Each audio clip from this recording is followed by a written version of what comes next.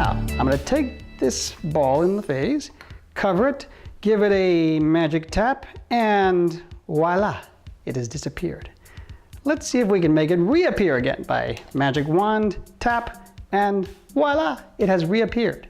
Now I'm going to do something even more difficult. I think what I'm going to try to do is to actually make this multiply. Let's see if we can do it. The ball on the side. Let's give this a nice magic tap, and voila, they've now multiplied. This is the ball and vase trick explanation. Now, I'm going to show you 3 different versions of this trick, but there are others you can create using some of the same techniques. This trick uses the base of the vase, it has the false cover of the ball, and it has the cover, the real cover. Now, to start off with the basic trick, you're going to put the fake ball and cover on the base, and then simply cover with the top. And when you lift up 2 parts of the top, it looks like the ball has disappeared. So you start with that, and you wave the magic cover, wave the magic wand, and it has disappeared. That's the first version.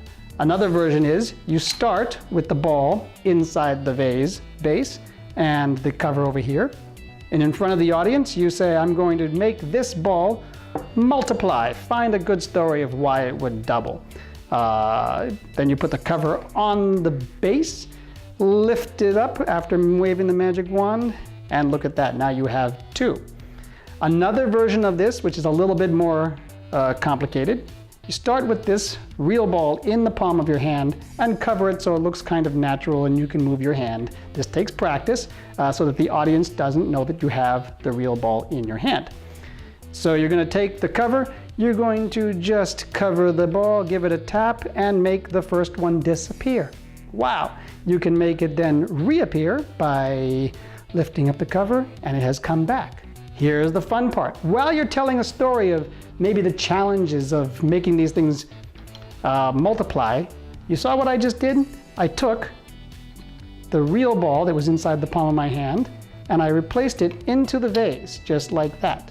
While I took off the cover, I'll do this again in slow motion.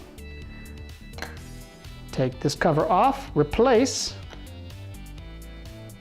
the real ball in there. So now I can then take the ball out and put the cover back on and then duplicate the 2.